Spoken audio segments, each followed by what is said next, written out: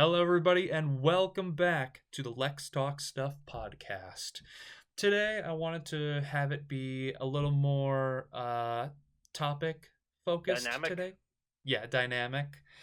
And with me today, I have my boss, essentially.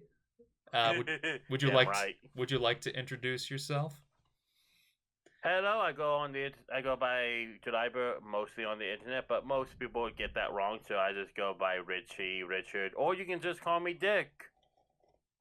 I am basically this motherfucker's boss during the DC villain interviews over on the Horyu Studio channel. So if you like how I speak here, you like what I have to say, go over there, check out my podcast. This guy's on a good chunk of them, as well as we have quite a few episodes written by me and this guy. Yeah, we've been doing this for almost 2.5 years 2 years, together. No, 2.5. 2.5. Let's call it 2.5.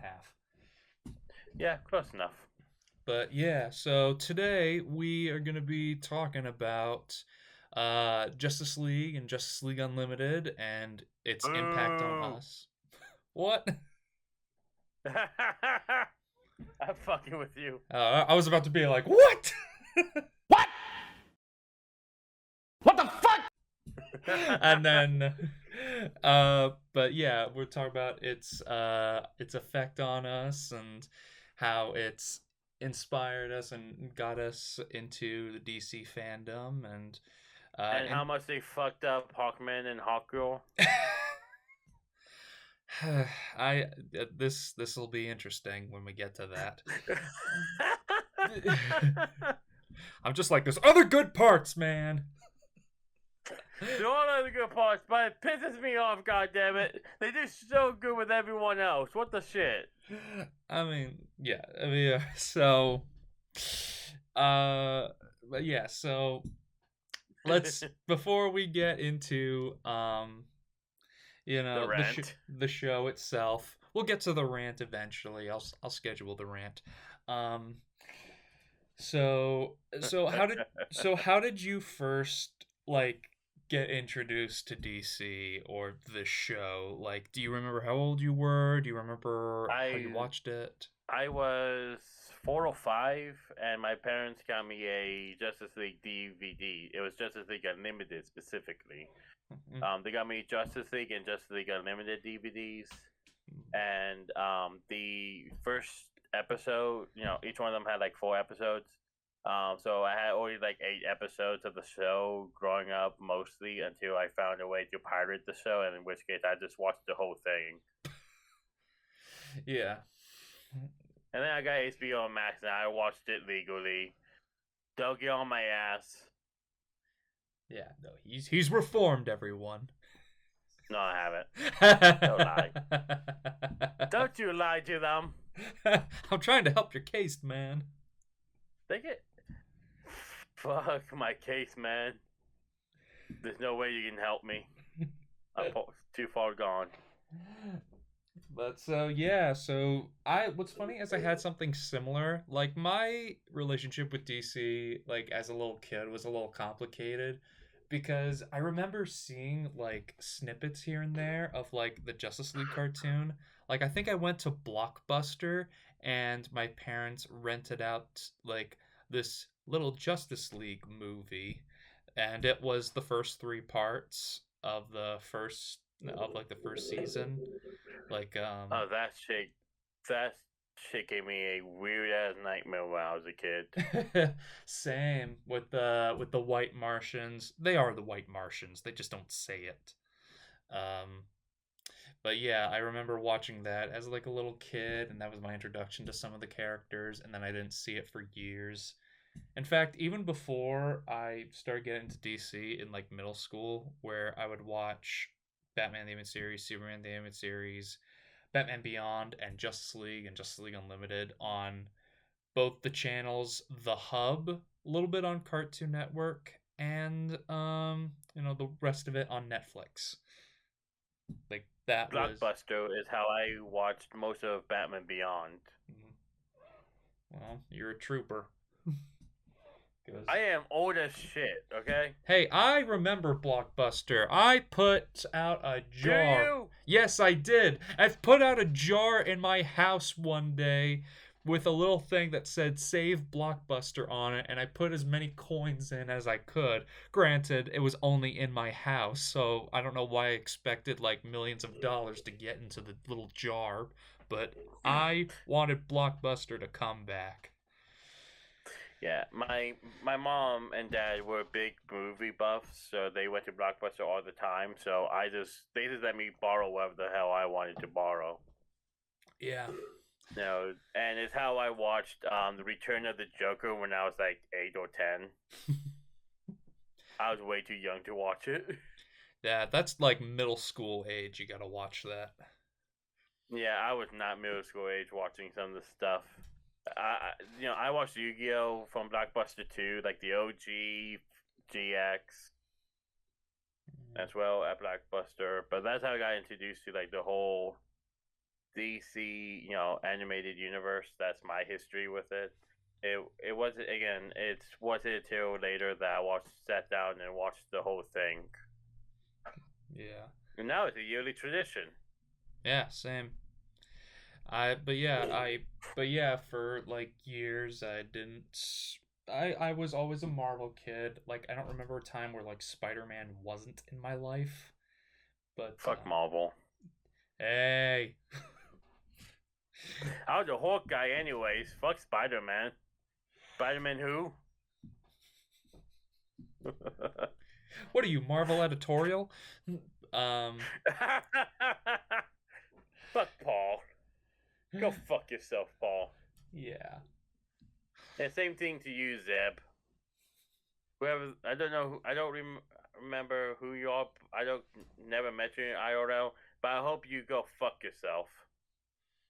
Yeah. But You then like fucking Spider-Man so much. I hope you get cucked.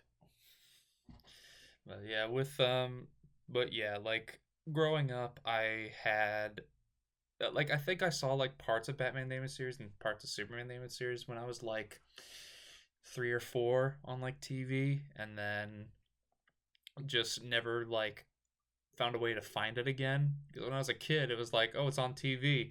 Oh, I don't know how I'm gonna find this again. And that's the benefit of streaming nowadays. You can go and find all that shit again. Well, I always pirated shit since I was 15, but my main thing was I was getting really into anime. I was just where cartoons. That's so childish. Meanwhile, I'm sitting here watching Fairy Tale. We all had that like phase of like, Shrek 2 is beneath me. I'm a big fan of Citizen Kane, and then you're in your Yeah. 20s and you're like, actually Shrek 2 is amazing. Honestly, I'll be real with you. When I grew up and started hanging out with friends who just didn't give a shit about anything, we just started watching cartoons together, and we watched Amphibia, and it made me go, "Huh? I wonder if the cartoons I grew up with still hold up." Yeah. Yeah, yeah, they did. Yeah. Teen Titans, Justice League Unlimited, all that good shit still holds up. Yeah, absolutely. But yeah, but yeah, and I didn't really get into it until I was like in like middle school age, where I was watching Batman and Superman, and then watched all of Batman Beyond on Netflix and watched all of Justice League and Justice League Unlimited on Netflix. But what's funny is when I was like a Back little kid, when I was like 5 or 6, I thought Batman was the arch nemesis of Superman. I was like, he's scary. Batman is scary. Fight him, Okay, Superman. I'm gonna be real with you. So if we can go ahead and just talk about how these shows affected us, I'm gonna be real with you.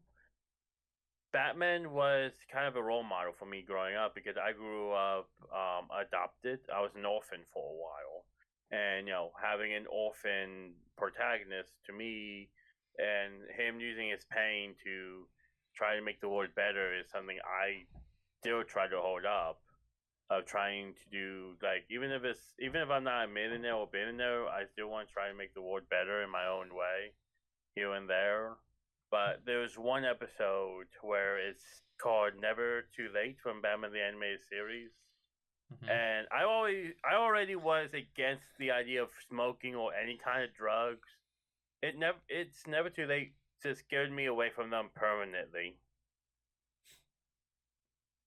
It's the episode where it's the drug dealer dealing with the fact that because of his drugs, his son is like really fucked up and he's dealing with an overdose. Yeah, no, it's actually a really great episode, and one of the few It's episodes. fantastic. It, I think that one, POV, and I don't remember what's the episode where Bruce goes into like New Mexico and loses his memory. Oh, The Forgotten. That's a good That one. might have been.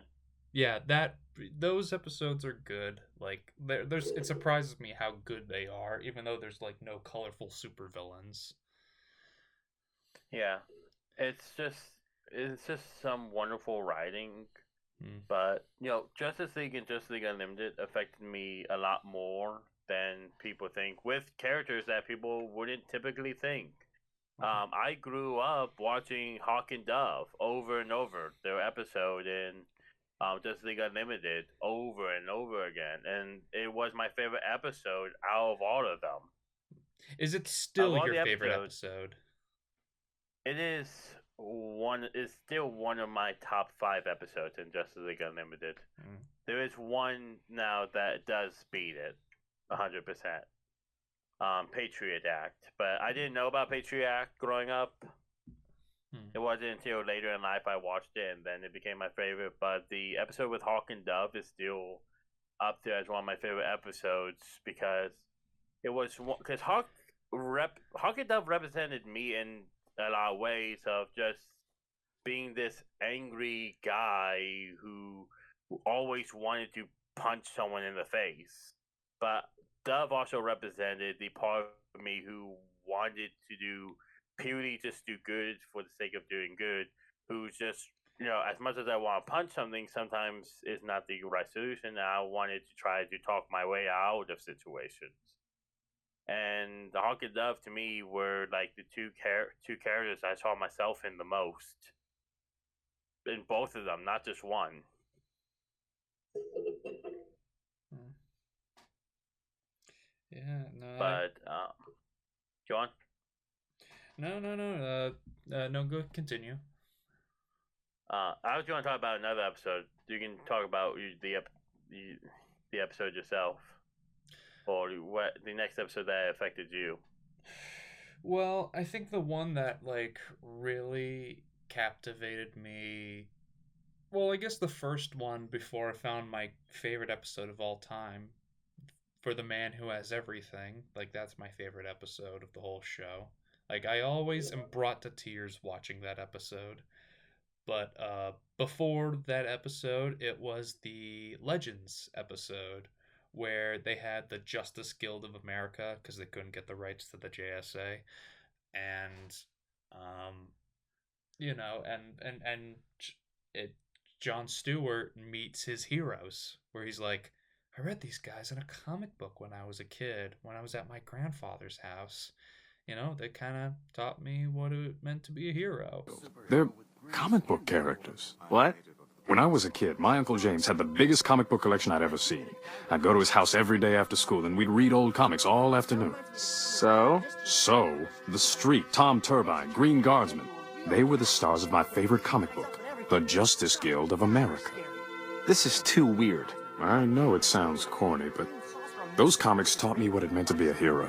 And I think it's one of the best Jon Stewart episodes.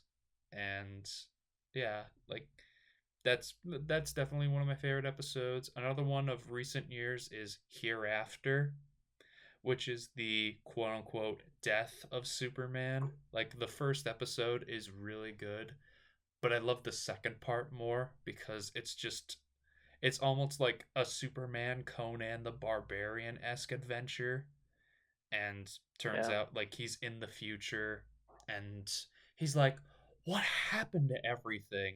They died, Superman. thousands of years Vandal ago. Savage. Yeah, of course Vandal Savage is gonna outlive everyone. Vandal Savage is literally immortal.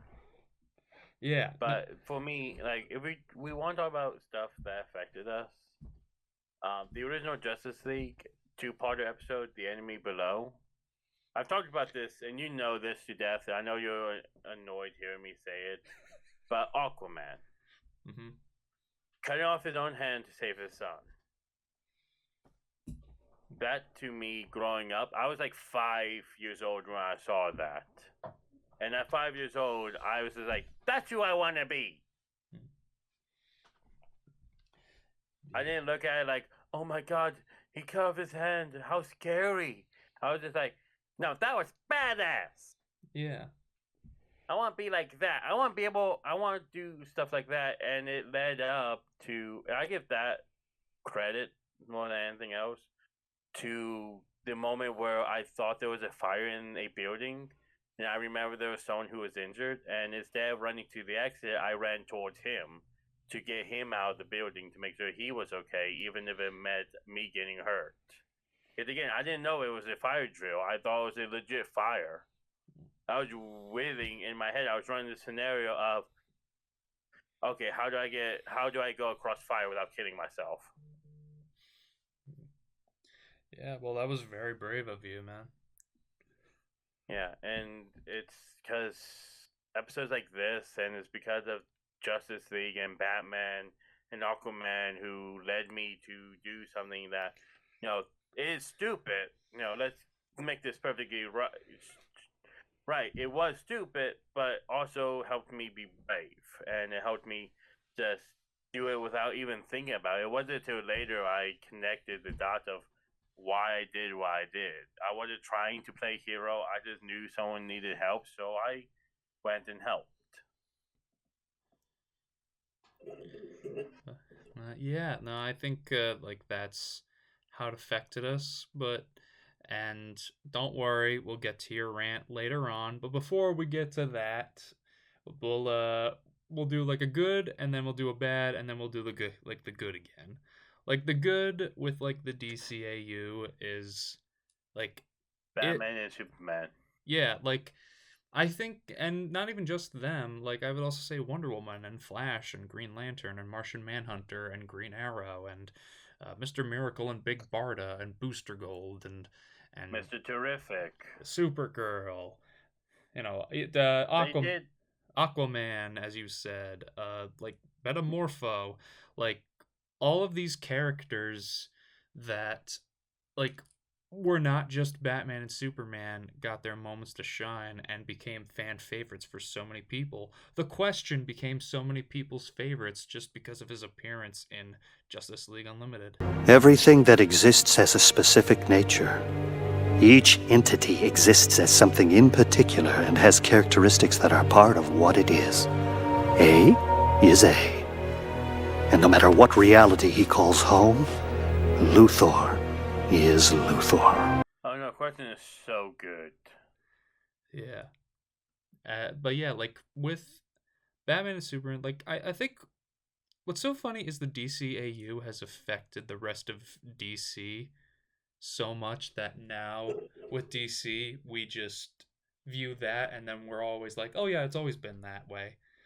Like there are some things where people didn't think about it until like, oh yeah, I forgot there was a time where this was like this.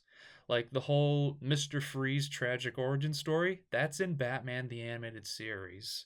Harley Quinn was invented in Batman the Animated Series. This, that, and the other thing is from the animated series.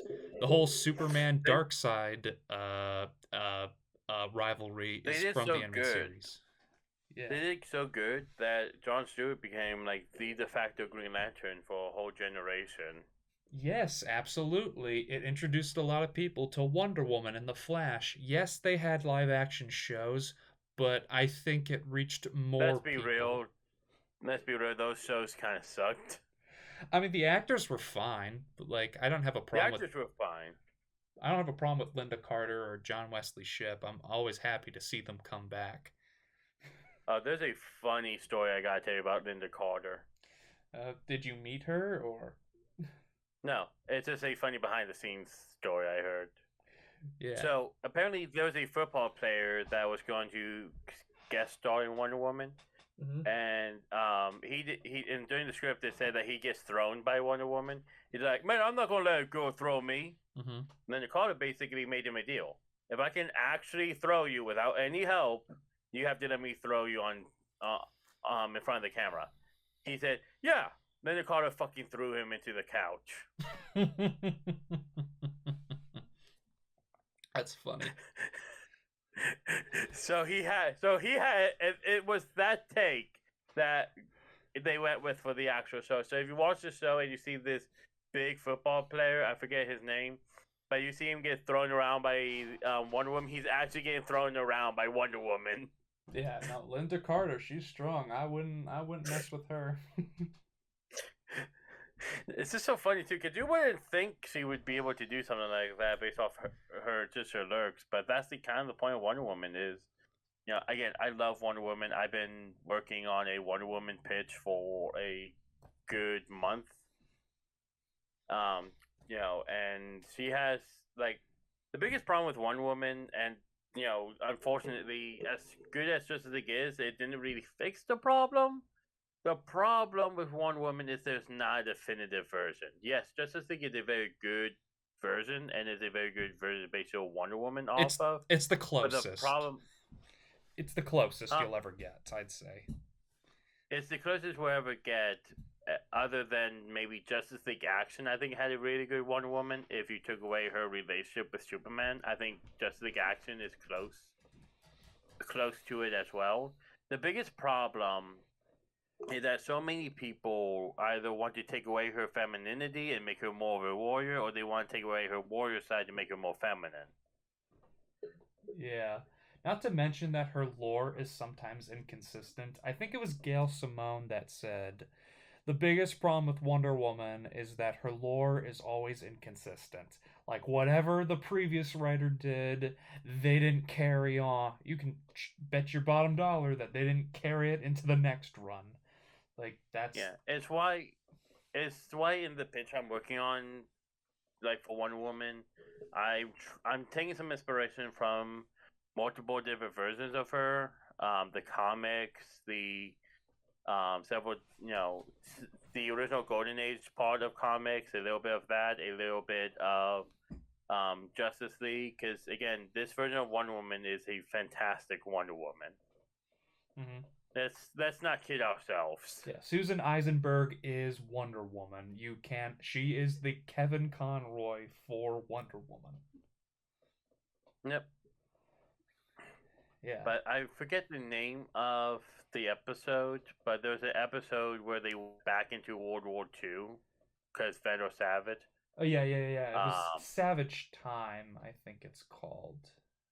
Was it? I think so. And where she meets Steve Trevor. I can pull it up real quick. Yeah. Yeah, it's the Savage Time. Okay. It's a 3-parter. Holy shit. Yeah. Where you get to see Jon Stewart basically go full Marine. Yeah. And I love that he's teamed up with Sergeant Rock. Yeah. It gives so much love to characters who otherwise kind of became forgotten. Like Steve Trevor was really well done. Oh, not to forget the Blackhawks. Hawkgirl teamed up with the Blackhawks, which is another team that people forgot about. Which I was a lot of World War II stuff has been forgotten. Yeah. For better and for worse. Yeah. I mean, I guarantee you, had the show gone on longer, I think we would have gotten a losers episode. Yep. But they did fumble one thing majorly. Yeah, so we'll get into the bad. Okay, go ahead. Fuck what they did with Hawkgirl and Hawkman. So I have several problems with it. Part of it is, you know, a lot of people are going to call it a shipper problem. You just don't like Hawkgirl to be with anyone other than Hawkman. That is very much true. But the other problem is the fact that what happened to Vixen in the comics. So for those who don't know, they continued the story of Justice League and Justice League Unlimited in comic format. The Shadow Thief killed Vixen. What? When Jon Stewart was about to propose to her, they had Shadow Thief kill her.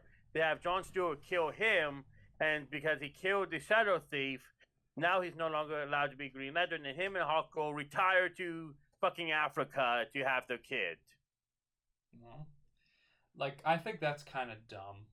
Like, yes! Now you understand why I fucking hate it. I mean, look, I'm fine with them having a kid and then her being like, look, John, I love you, but Carter's the person I'm supposed to be with. Like, I mean, Yeah. I know a couple people that... A night of weakness between John and Shaira. A night of weakness where yes, it doesn't make John the perfect hero, but one night he cheats on Vixen with Shaira. And afterwards, he just completely cuts her out of his life. Just so I mean, it I would wouldn't never have happen her again. cheat. I think it would just be like they're like Vixen and John just don't have it in them anymore, and then he goes with like Shaira for one night. But he like helps her during the pregnancy. He's just like we're not together and we're not married, but like, you know. Yeah, cool. But the other part of it is the original idea for Hawkman was to have him be a Thanagarian and invader in Star-Crossed. The leader was supposed to be their version of Hawkman. So they made a character who's been a hero since 1940. Yes, 1940 exactly, January 1940. Look it up. He's been a hero for so long that they made him a villain, and then they threw some things together in season 3 of Justice League Unlimited. It's a complete and total disrespect to Hawkman. As interesting as some of the story parts were, and I did like this version of Hawkman to a certain extent, I do like some of the stuff they did, and one of the things was his attitude towards Shaira of just, you were my loved once, I know you'll come back, so all I have to do is wait. I love this idea of he's not jealous of John. He's not this ego, like get the fuck away from her type potential boyfriend. Yeah. He's very much just like, I waited over 3,000 years to see you again. I can wait a few more.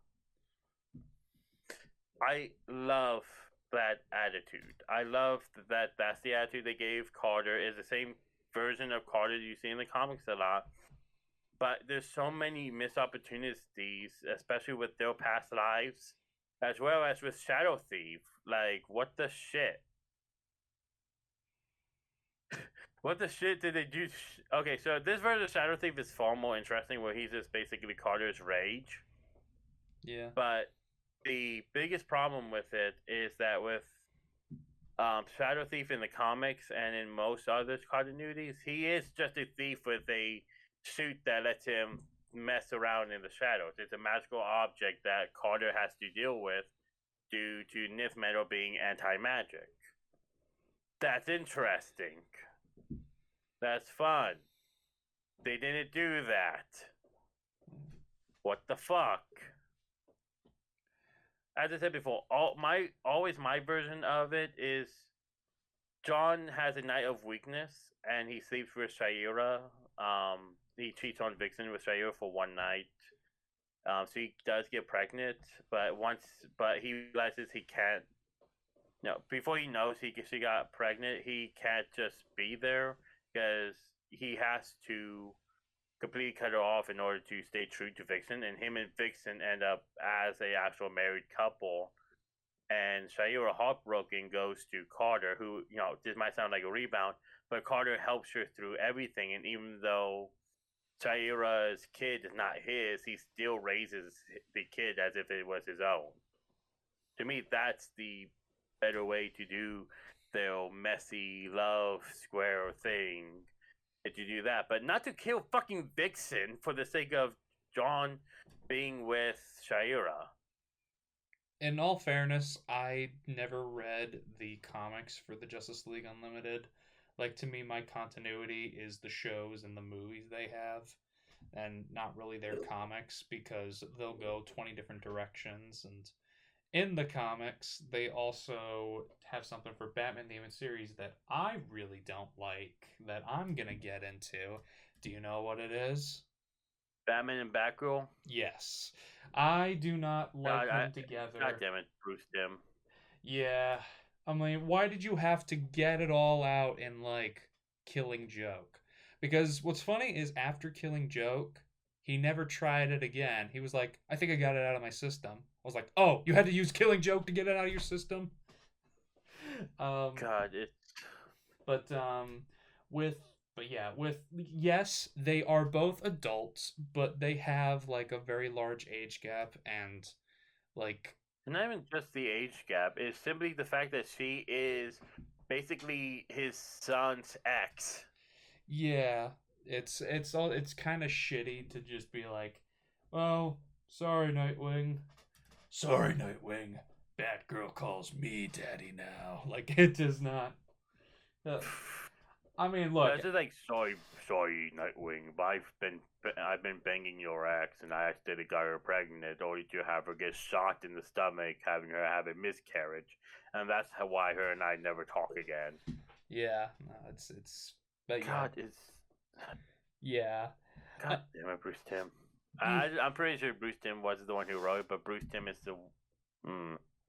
I mean, I love Bruce Timm, and we owe him so much, and he seems like a nice guy, from what I've heard. Like, Maria Canals Barrera, who voices Hawkgirl, said she was at Disney World one day with her family, and she was in, like, the Small World ride area, and she heard like this dad that was talking very sweet to like his young daughter, being like, it's okay honey, we'll do this together, I'll be with you the whole time and we'll have a lot of fun. And she turns around and it's Bruce Timm. Apparently he's like a tall guy, he's like 6 foot and very like quiet and intimidating.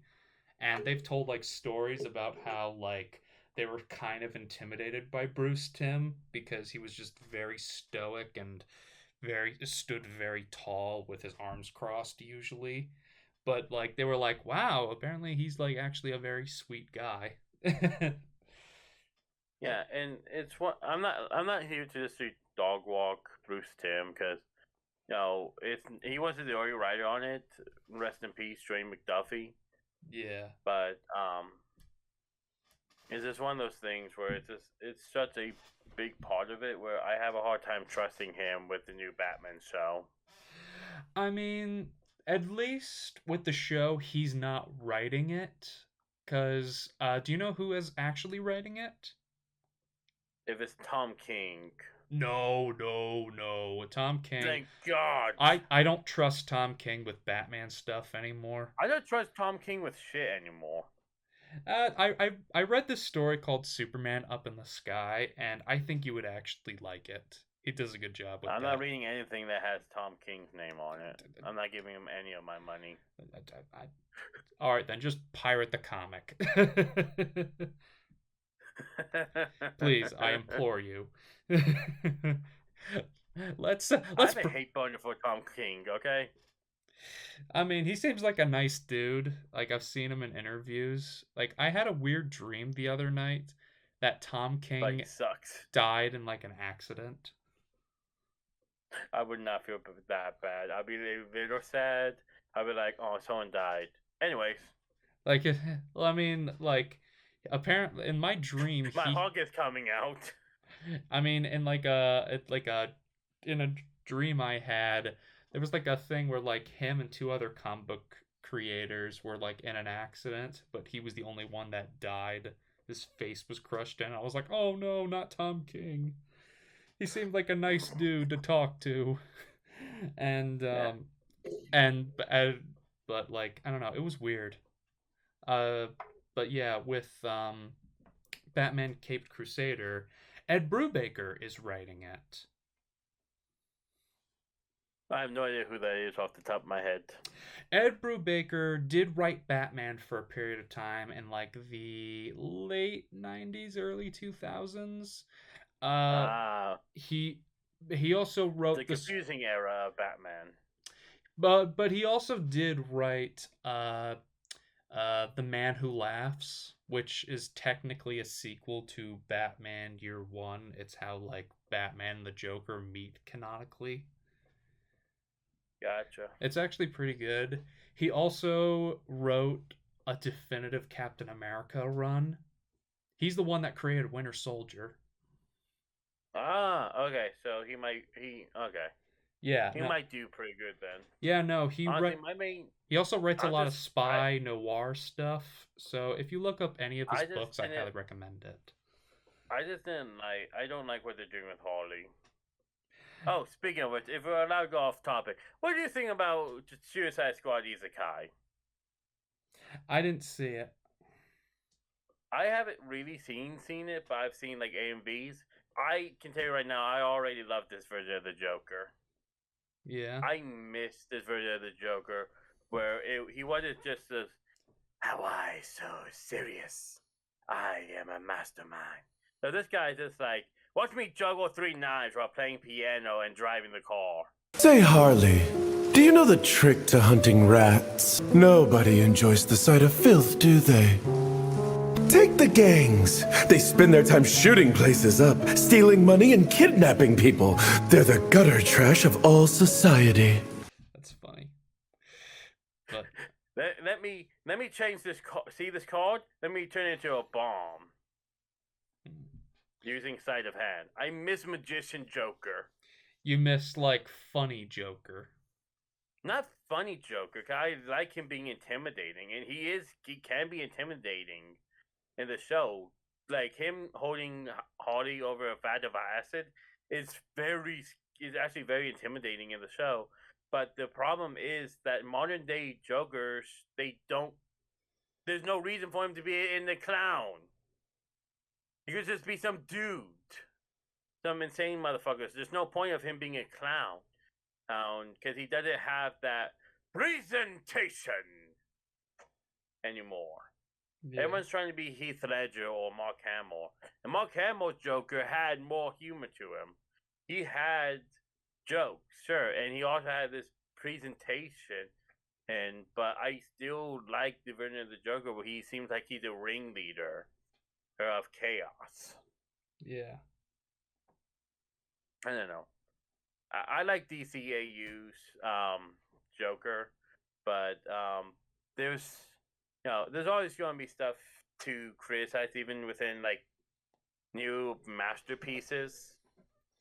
There's always going to be stuff worthy of criticism. Yeah. Another thing that I wasn't crazy about in like the DCAU, and this was only because they couldn't get the rights to it, was like their treatment of Black Manta. They made a character named Manta Ray, and then they had Dead Man possess Batman and then shoot him and kill him. Go. And Devil Ray? Ready for action. I feel stronger than ever. That was stupid.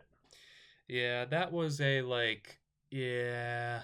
I mean, the Dead Man episode. We can agree that was the Dead Man episode's good, but like, yeah. Yeah, it was so close to being good, but it just wasn't.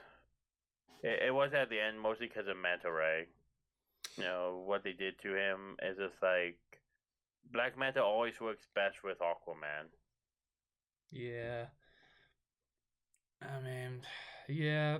I mean, it's not perfect because we also wish there were like the Teen Titans there, but because they had this embargo that it was like, if there's one version here, there can't be another version here. People will get too confused. We can't have two Batman at the same time. People will get confused. And then Speedy shows up. Yeah, Speedy shows up. Thank God. Like, that was fun. Oh, Speedy and Green Arrow back and forth was funny as shit. Yeah. You billionaire man with a silver spoon in your mouth. I think he was talking about me. Oh, good. I was almost offended. Yeah. The Crimson Avenger and my ex-sidekick. Ex-partner? Speedy, we gotta do this now. You spoiled, rich little twerp. I think he means me. Oh, for a second I was all mad. Yeah. I love Speedy and with Green Arrow. Former sidekick. Really, Speedy? We gotta do this now. I know. And but yeah, like there's there are some characters that they had to like kind of make because of they couldn't get the rights to stuff. Like they had the Wonder Twins in there, but they couldn't call them the Wonder Twins. They also had Black Lightning in there, but couldn't call him Black Lightning. Okay, so funny enough, the whole thing. This is the first time this has happened. The main thing with Black Lightning is they couldn't get the rights to it because the original creator had the rights to it, and he wouldn't let DC use Black Lightning as they wanted. So that's why there's so many black electrical superheroes. It just became a trope because they just had to create new Black Lightning based superheroes to replace Black Lightning in shows. Yeah, well, that's also. I know that happened. I mean, look, I think they overcame a lot of the rights issues very well. Like in the Justice Lords episode, I think they did that very well. I liked that it was just the Justice League as they kind of were, but something was a little different. And it's not like, oh, this is a completely Black Mirror version where they are nothing like their previous counterparts. I think that works out for them in their favor because they couldn't get the rights to the crime syndicate. Yep, it created a really interesting continuity. Yeah, and like there's so much good we can just talk about the Justice League too, and it's why to me it's always important to, as good as something is, it's always good to point out the flaws in it. Yeah. But I think there's more good in the DCAU than there is bad. Yeah. Sorry. No, it's all good. But yeah. Definitely. There's definitely more good. The bad is just very nitpicky to some people, but it's bigger for people like me with Hawkman. Yeah. And again, Hawkman's went from a hero I barely knew, and he turned into probably one of my favorite DC heroes of all time. He's up there in the top 3 at least.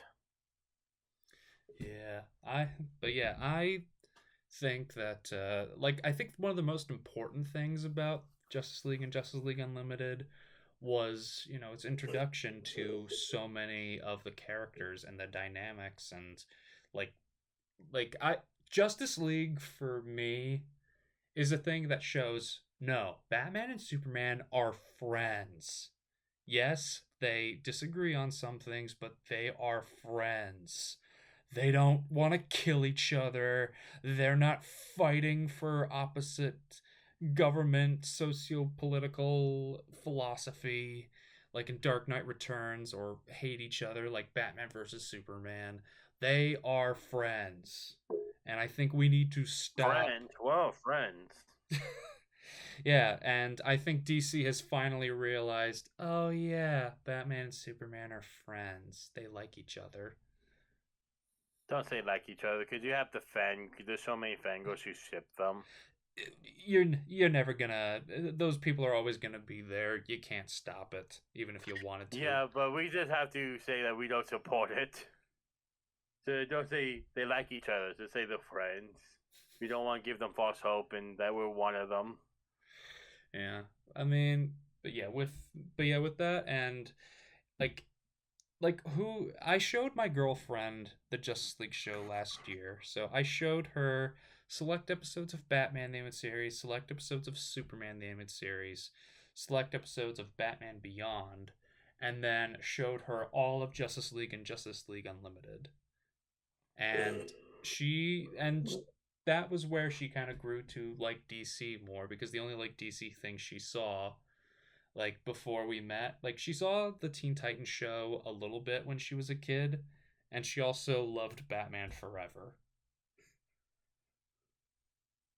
Yep, it's always it's one of those things where it's always interesting to get someone else's perspective, like someone who's not part of DC's perspectives on it. I started off like Patriot Act to some friends of mine, and they fucking loved it. And one of them's not even a superhero guy. He hates superhero stories actually, but he liked Patriot Act.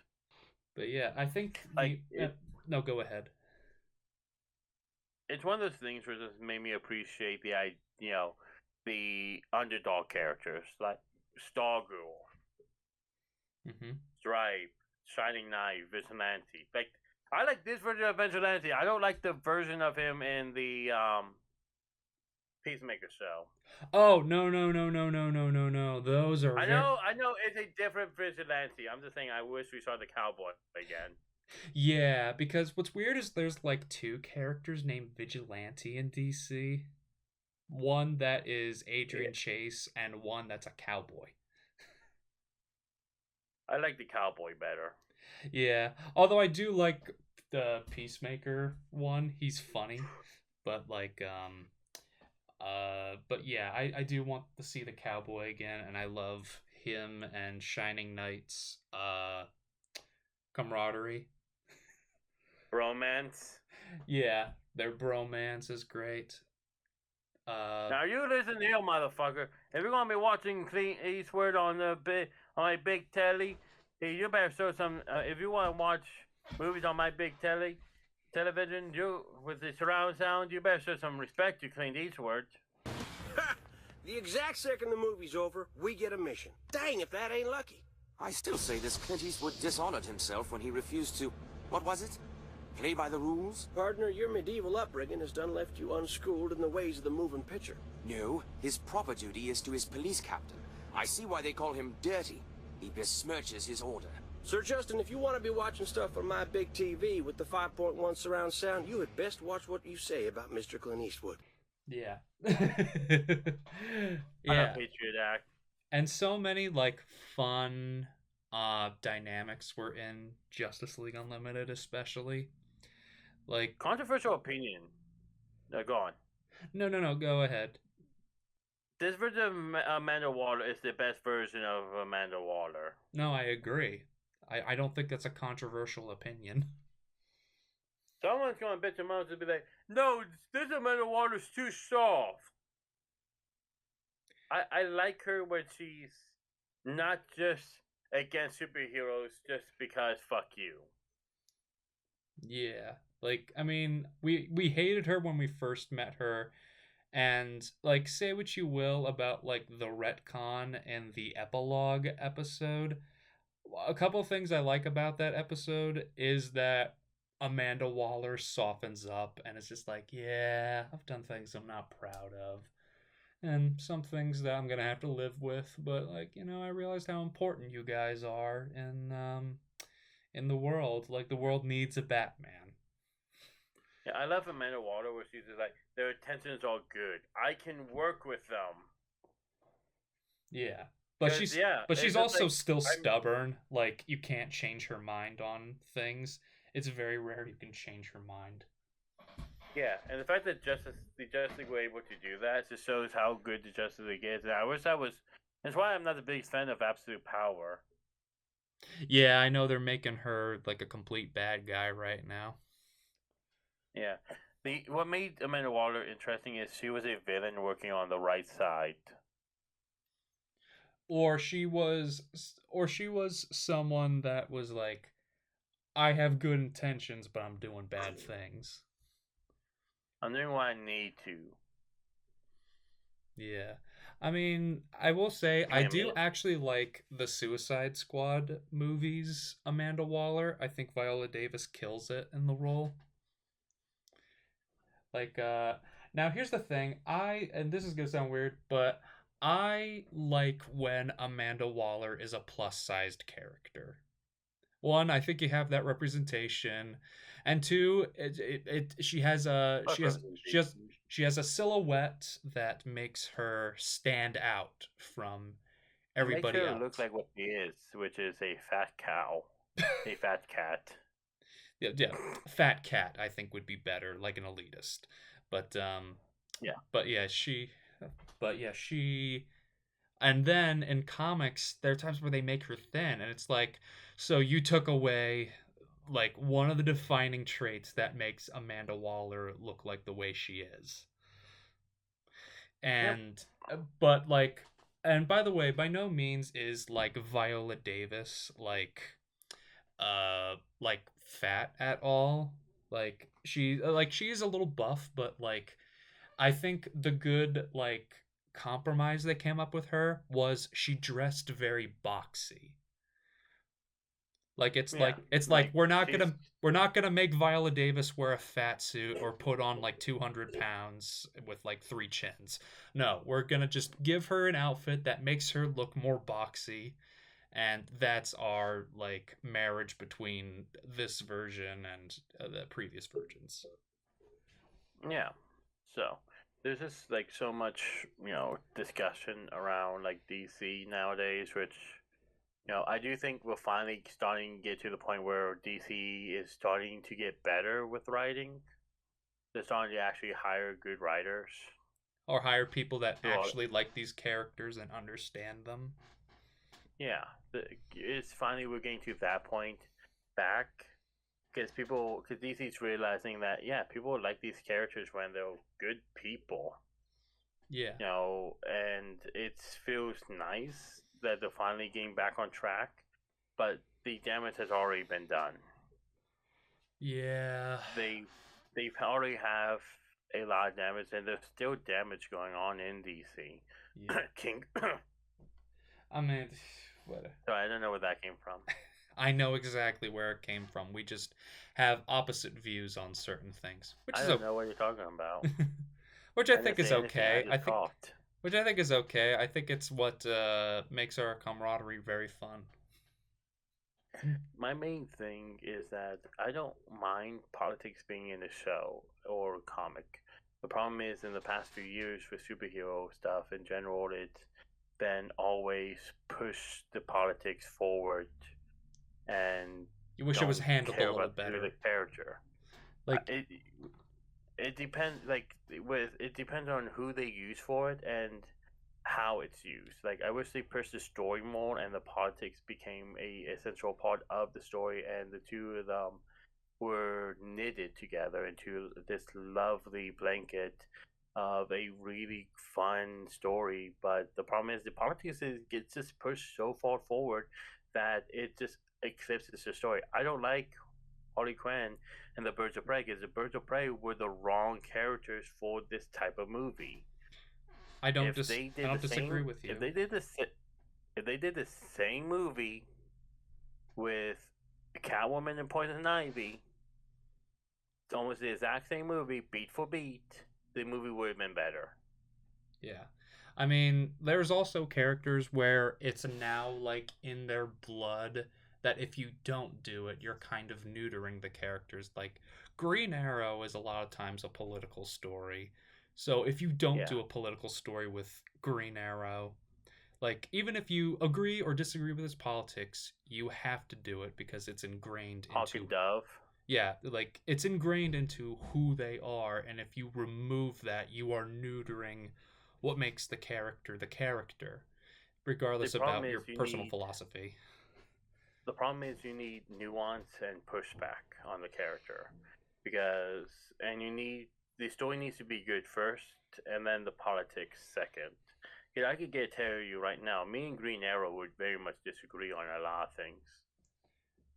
I'm not going to talk about my actual personal politics because I am the head of a company, even if it's not an official company. I'm still the head of a project, and my views do not reflect those below me.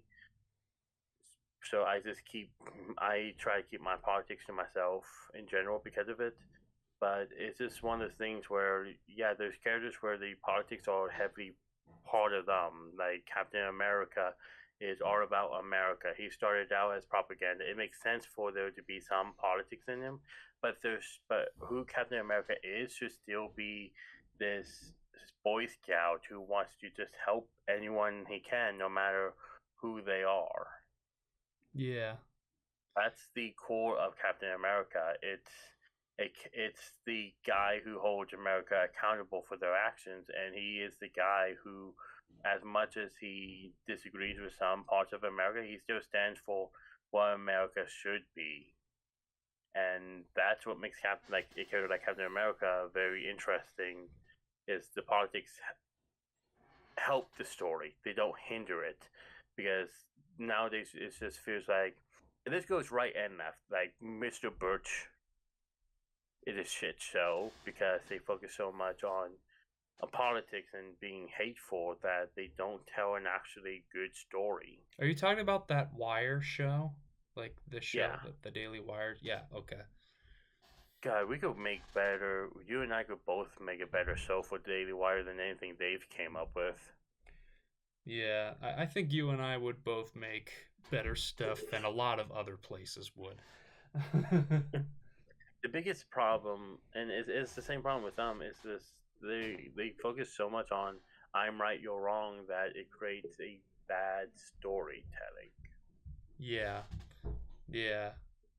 But yeah, I mean, I think that's an entirely different discussion for another day, but like I agree with you on that. It's one of those things. Well, I bring it up because in Patriot Act it does go political. Yeah. They do go political in Justice League and Justice League Unlimited, but it's done in a way where it doesn't hinder the story. It enhances. Yeah. Yeah, and that episode was written by, I believe, the late great Dwayne McDuffie, gone too soon. Gone way too soon. Dwayne McDuffie is still an inspiration. Yeah.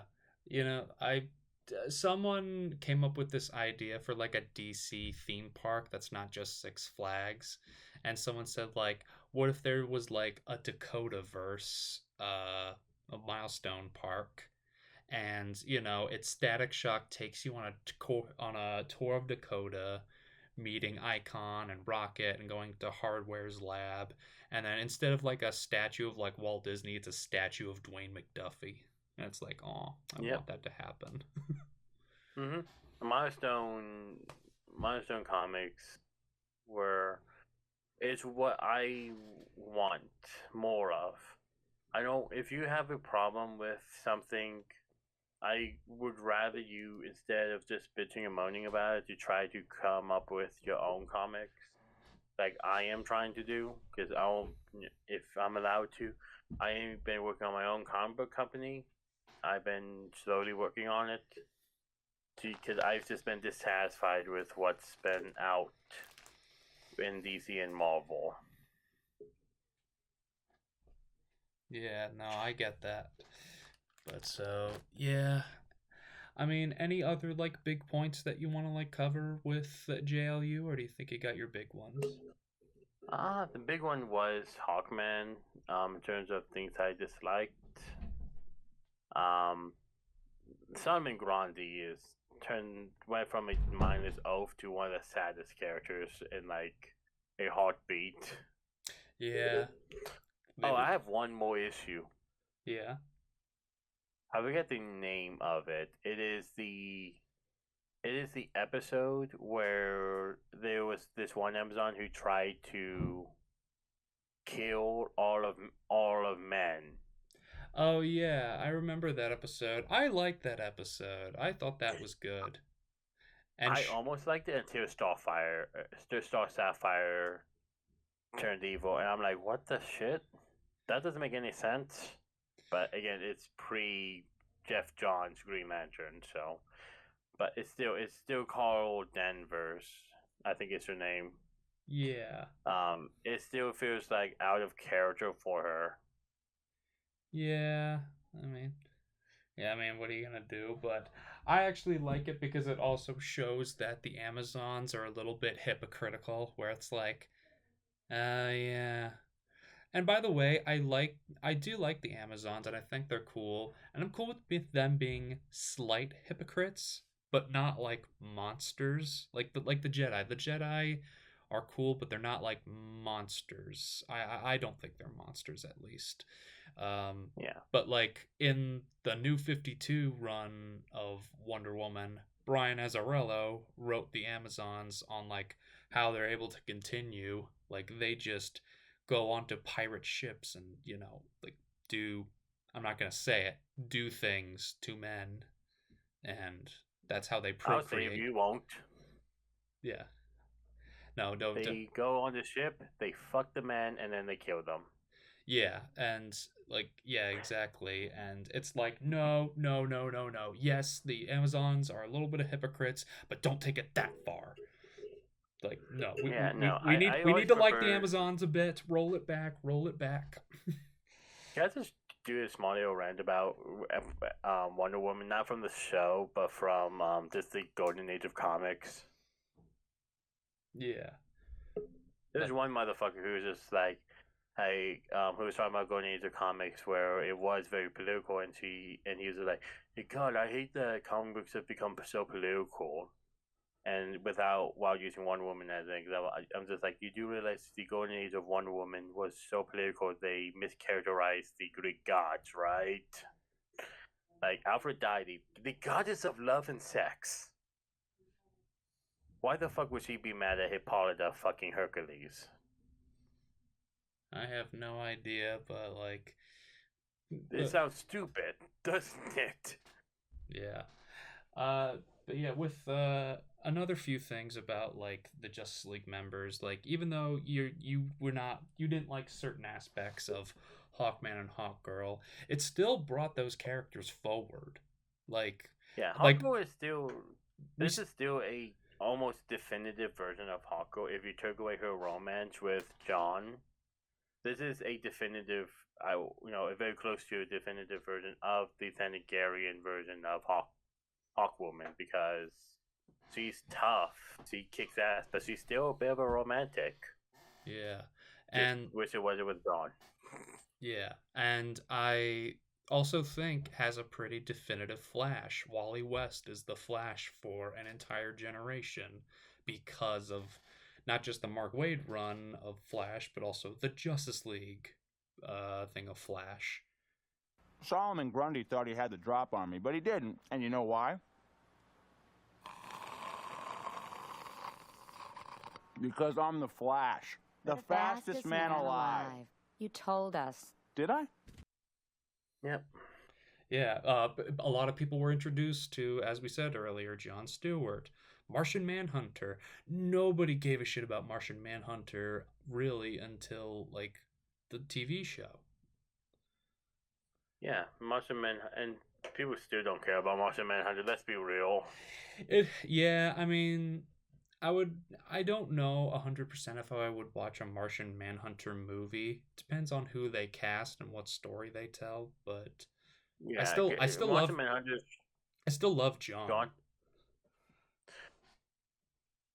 Yeah, I feel like unfortunately John Jones is just one of those characters where he's a great character, he's just not a good protagonist.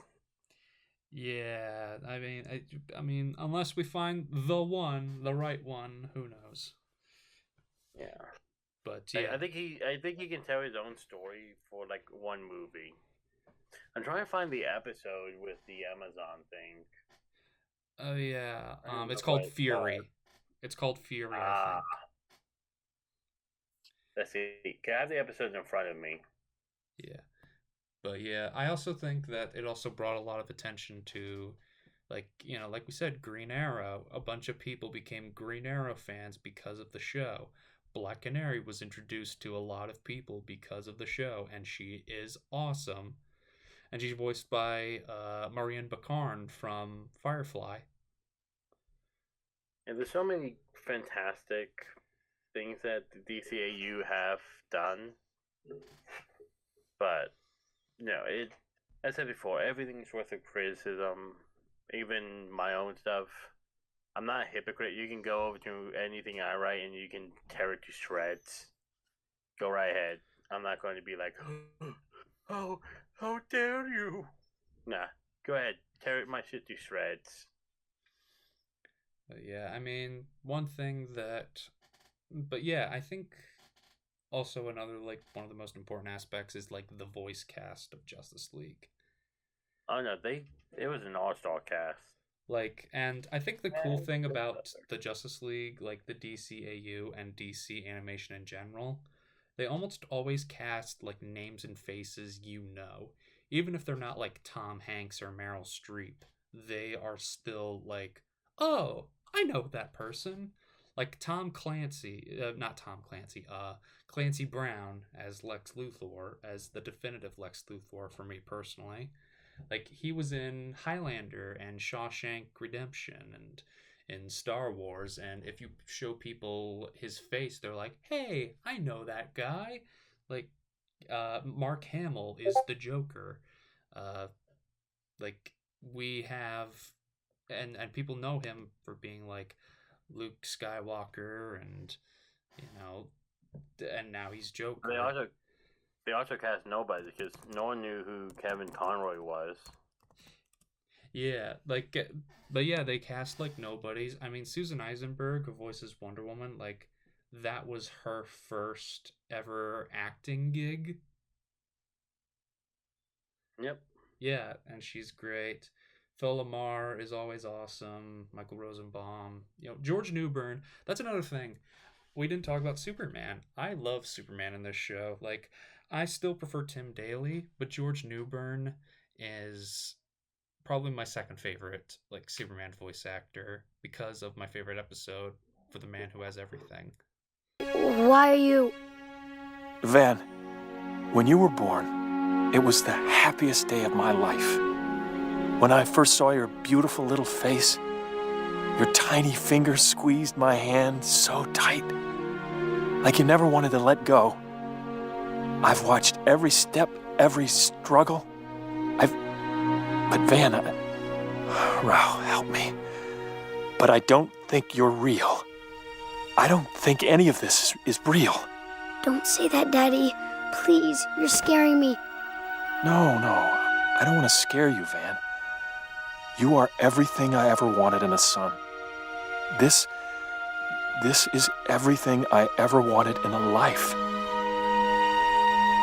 But I've got responsibilities, Van. And I have to go now. Yeah, honestly, this is the best version of Superman. My Adventures with Superman has, to me, the third best Superman. Also, All-Star Superman is second best. I also give it to Chris Reeves. Unless it's talking about voice actors. Oh, voice actors. But yeah, this version of Superman is great, and more people should take after him. And of course, Batman in the Justice League show is the one that gets the best moments always. I took a bullet for you. You don't get to make jokes. Yeah. Or when when Superman's funeral happens and Batman just talks to him and is like, I have nothing but respect for you. You showed me justice doesn't have to come from the darkness. Like, so emotional and so good. I've got some things to say. I should have said them when you were here, but despite our differences, I have nothing but respect for you. I hope you know that. You showed me that justice doesn't always have to come from the darkness. I'll miss... What did you always call it, Clark? The never-ending battle? Oh, I miss... Yeah, it's just... Yeah, like I love that version of Batman, and rest in peace, Kevin Conroy. I miss the version of Batman who would sit next to a dying girl and comfort her while she dies. Yeah. Like, everyone forgets about Batman's compassion. Because nowadays, this just feels like if any character shows compassion, oh, you're weak! Oh, they're gonna backstab you. Yeah. I think because we're in too much of a cynical world, and now I think people... Like, I see stuff online, there's the Starman meme, where, like, people show pictures of Superman and then show like people doing selfless actions and play the David Bowie song Starman, showing like it's now like a trend of like here's a video of like someone being a good person and saving someone. Yeah. Like, The like world what? isn't for. The world is not out to get you, no matter who you are, unless you live in Russia, in which case, I feel bad for you. Yeah. If you're in Russia, China, or North Korea, I feel so bad for you. Yeah. But the world is better than your little bubble. Yeah. The world will always be better than what you think it is. Yeah. It can also be a lot worse too. Like, the world is not perfect. But to quote Superman, better does not mean perfect. Better would never mean perfect. Yeah. Because, at least for me, humans are flawed beings. And we are going to create strife. We are going to create chaos. But at the end of the day, if shit it does hit the fan and suddenly the society goes down, I don't think it's going to be every man for themselves. I think people are going to become cliques, and we're going to have more of a tribe mentality, and we're going to be closer than ever, but also further apart. In the case of a apocalypse, I don't think the humankind is just going to die out and it's going to be every man for themselves, where we all kill each other. No, certain people are going to build cliques with each other. Yeah. And you know, you brought up apocalypse. Like, I was thinking about like how like the ending of the show with Darkseid and Lex Luthor is one of the coolest things ever. And if we ever get defeated him. What was that? Lex Luthor defeated him by giving him what he wanted. I know, right? But it's like defeating an incel by giving him a hooker. Turns out I just need to get laid. Well, you have to go for that. Otherwise, you can always use writing. Anyways. But yeah, before we go, like, we talked briefly about the James Gunn DCU, and that we're cautiously optimistic of it. So they better not have Hawk or hook up with anyone other than Hawkman, I swear to God. We'll see what happens, but if they do that, I'm burning James Gunn to the ground. I'm never watching another one of his movies ever. I think that's a little extreme. I am just so sick and tired of Hawkman and Hawk always being separate, or when they are together, there's no time given to them. Young Justice. In all fairness, Young Justice doesn't get to a lot of Justice League members. Yeah, but it's the only show where the two of them are basically a couple, but we don't see them, and I feel like that's a giant missed opportunity of having the two of them be like the love counselors of the Young Justice scene, where they're both just like, young love, and they try to help the members through it. Yeah. There was just like, what do you know? There was just like, we kept falling in love with each other like 80 times. Yeah. All 80 of our lives, we fell in love with each other, dated, got married. Sometimes we had a kid. We know what we're doing by now. Yeah. But yeah, with James Gunn DCU, aside from the Hawkman, Hawkgirl stuff, what else do you want to see in the universe aside from good quality movies? I just want respect on Hawkman's name. That's really all I want at this moment. I want respect on his name. I want respect on Hawk and Dove. But yeah, I want a Wonder Woman animated series that helps define who she is for a whole generation. I think James Gunn said I think James Gunn said that he's been trying to work on one, that he's trying to get one off the ground. I have ideas, and I might, if anyone sees my name on the credits of a Wonder Woman show, you're welcome. I am going to try to send a pitch to James Gunn, but I'm also going to be trying to send a independent comic pitch over to Ripa as well. Because as much as I would like to work on my own comic book universe, which I am still working on, I don't know what I'm doing as a business owner, and I want someone to help me and walk me through it. Alright.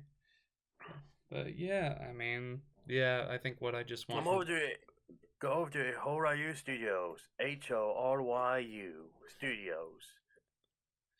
That was my next question. Like, where can people find you, and what else would you like to plug in?